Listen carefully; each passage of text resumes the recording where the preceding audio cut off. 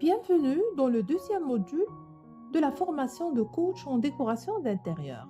Dans le premier module, nous avons fait le point sur les compétences et les qualités requises pour décorer un espace.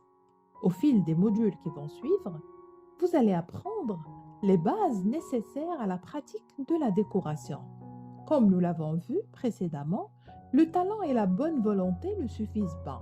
Si vous voulez concevoir des intérieurs harmonieux, il faudra éviter les fautes de goût. Et pour cela, il vous faudra connaître les styles anciens, les styles tendances et l'harmonisation des couleurs qui consistent les bases de l'apprentissage. Nous y consacrerons plusieurs modules afin de les maîtriser parfaitement. Avant de passer à l'apprentissage des différents styles, des tendances et l'harmonisation des couleurs, faisons un petit tour du côté du vocabulaire utilisé dans le monde de la décoration pour être à l'aise et s'exprimer comme un pro.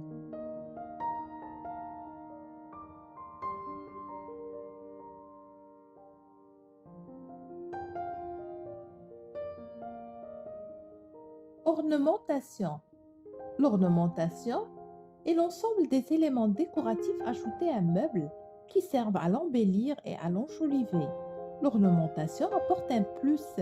Elle peut être constituée de moulures pour un meuble, d'un détail ou d'un dessin décoratif pour un mur.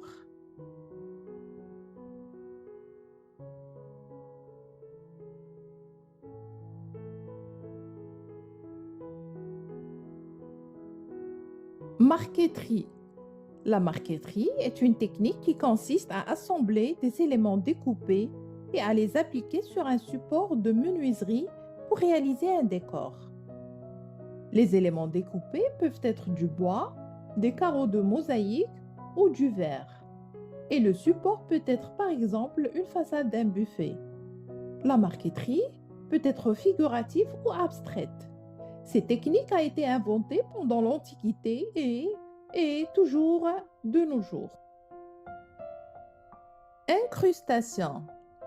L'incrustation est une technique qui consiste à creuser un matériau pour y loger des éléments constitués d'un autre matériau. Par exemple, creuser du bois pour y incruster de la nacre ou des pierres précieuses.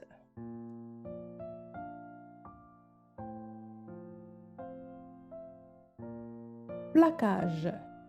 Le plaquage permet soit de changer totalement l'aspect d'un meuble en le plaquant en totalité pour lui donner l'illusion d'un meuble de luxe, soit de former un décor ornemental.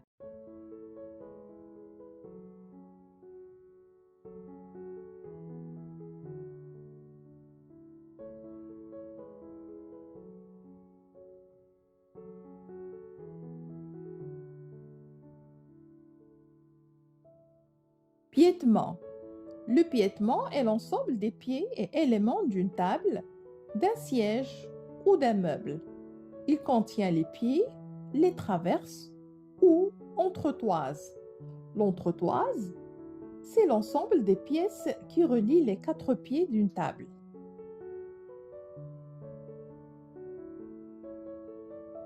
Lambrequin. En architecture, le lambrequin est un bandeau découpé et ajouté destiné à garnir les bords des toitures et les fenêtres, généralement fait en bois et métal. En décoration, c'est le même principe. Il consiste en un feston de tissu découpé ou de bois destiné à orner un meuble comme un lit par exemple. Les découpes dans le tissu peuvent prendre toutes les formes possibles et imaginables, telles que feuilles, franges, fruits, fleurs, etc. Grotesque. Le grotesque est un décor peint sur les murs et les plafonds utilisés à la période Renaissance. Mais il existait déjà dans l'Antiquité romaine. Ces décors sont en général fantasques, d'où le nom de grotesque. Carton buis. Cela consiste à mélanger et tremper à la vapeur du papier, du carton, des chiffons et de la colle, à mouler cet amalgame selon la forme désirée et à le cuire. Enfin, l'objet obtenu est poli et laqué puis décorées de motifs orientaux, d'où le nom de chinoiserie. Le bronze. Le bronze est un alliage de cuivre et d'étain. En décoration, il est fondu, moulé, puis travaillé pour le sculpter, le ciseler ou le graver. Puis, il est recouvert d'or ou d'argent, par exemple, pour la finition.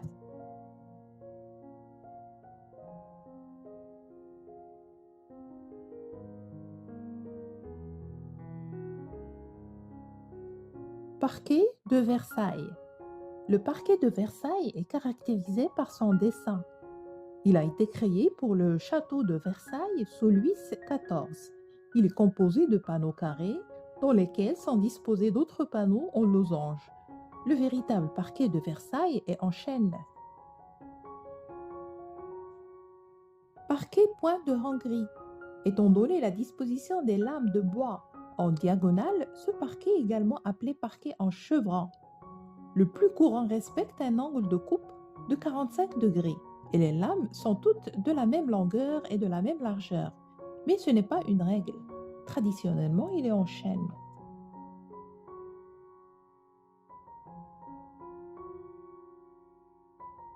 Rocaille ou rococo.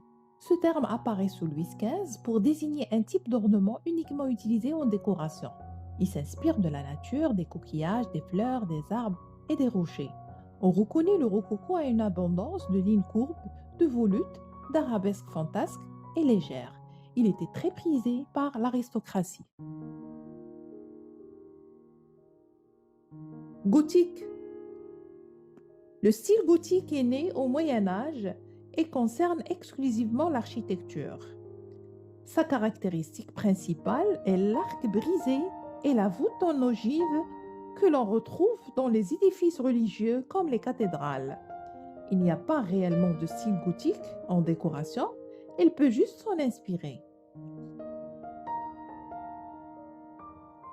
Vous voici arrivé au terme de ce deuxième module de formation de coach en décoration d'intérieur.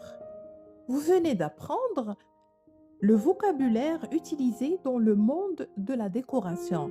Ces termes n'ayant plus de secret pour vous, nous allons passer dans le prochain module à l'étude des styles et des tendances. Je vous remercie et à très bientôt.